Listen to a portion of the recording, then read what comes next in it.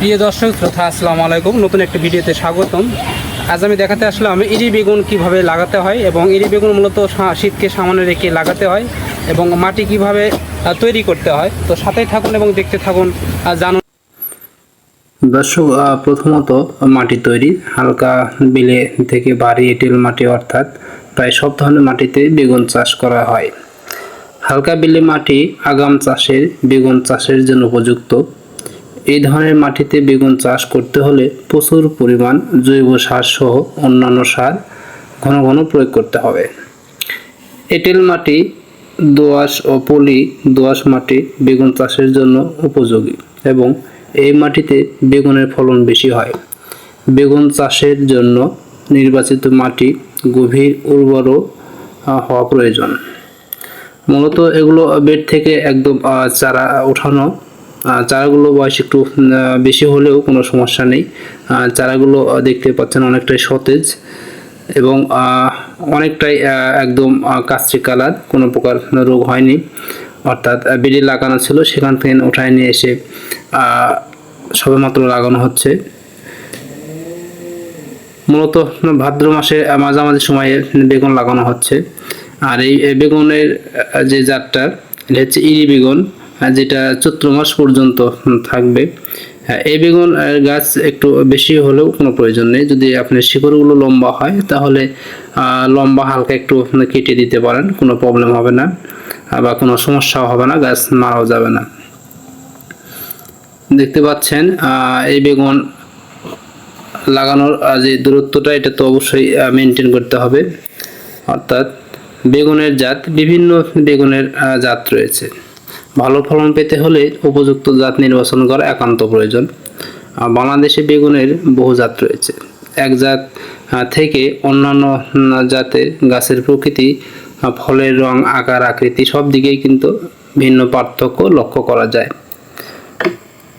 বাংলাদেশে প্রধানত লম্বা ফল, গোলকার ফল এবং গোলাকার, এই তিন ধরনের বেগুন সবচেয়ে বেশি হয়ে থাকে। সব জাতকে মৌসুম ভিত্তিক দুইভাবে ভাগ করা যেতে পারে, যেমন শীতকালীন বেগুন ও বারোমাসি বেগুন। শীতকালীন জাতের বেগুন রবি মৌসুমে চাষ করা হয়, কারণ এই জাতের বেগুন কেবলমাত্র রবি মৌসুমেই ফল দিতে পারে। আর বারোমাসি বেগুন বছরের যে কোনো সময় চাষ করা যেতে পারে। বাংলাদেশের জলবায়ুতে বছরের যে কোনো সময়ে বেগুন চাষ করা যেতে পারে, তবে রবি মৌসুমে বেগুনের চাষ করলে ফলন খরিফ মৌসুমের চেয়ে বেশি পাওয়া যায়। রবি মৌসুম অর্থাৎ শীতকালের জন্য সাধারণত আগস্ট থেকে অক্টোবর পর্যন্ত বীজ বোনার উপযুক্ত সময়। খরিফ মৌসুম অর্থাৎ বর্ষাকালীন বেগুনের জন্য জানুয়ারি থেকে মে পর্যন্ত বীজ বোনার উপযুক্ত সময়। রবি মৌসুমে চাষের জন্য যে কোনো জাতের বেগুন লাগাতে পারেন। কিন্তু আমরা যেটি দেখাচ্ছি এটা মূলত ইরি বেগুন। আমাদের গ্রামীণ অঞ্চলে যে ভাষাটা বলে ইরি বেগুন, এটা বেগুন অনেকটা সাদা এবং অনেকটা বড় হয় এবং অনেক সময় না থাকে। অর্থাৎ প্রায় ভাদ্র মাস থেকে এটা চৈত্র মাস পর্যন্ত অনায়াসে আমরা বেগুন পেতে পারি। এটা একটি উন্নত জাত। এই বেগুনের উন্নত জাত একটি বেগুন। মূলত ভাদ্র মাসে মাঝামাঝি সময় কৃষকরা এটাই বেশিরভাগ এই বেগুনটাই করে থাকে এবং এই বেগুন স্বাদেও কিন্তু অনেকটাই ভালো এবং বাজারের চাহিদা অনেকটা বেশি। কৃষক যারা এই বেগুনটা লাগান, অবশ্যই যে ভিডিওটি দেখতে পাচ্ছেন এখানে কিন্তু কৃষক যেমন ময়দা থেকে শুরু করে জমি নির্বাচন সঠিকভাবেই কিন্তু করে দিয়েছে এবং লাগানোর যে দূরত্বটা, এটা কিন্তু সঠিকভাবে রয়েছে, যেটা 1.5 ফিটের মাথায় লাগাতে হবে। কাপটা হবে 2 ফিট ওসার আর গাছ এটা হবে 1.5 ফিট দূরত্বে। প্রতি কাপে কিন্তু দেখতে পাচ্ছেন 2টি করে গাছ লাগানো আছে, একটি করে লাইনে লম্বালম্বিভাবে। এই দেখতে পাচ্ছেন এদিক, এটার মতো সঠিক মাপ রয়েছে,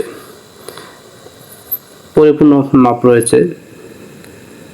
এইভাবে লাগালে অবশ্যই বেগুনের কোনো রোগ হবে না, অর্থাৎ বেশি ঘন লাগালে কিন্তু বেগুনের বিভিন্ন রোগ আক্রমণ করতে পারে, পোকামাকড় বেশি হতে পারে।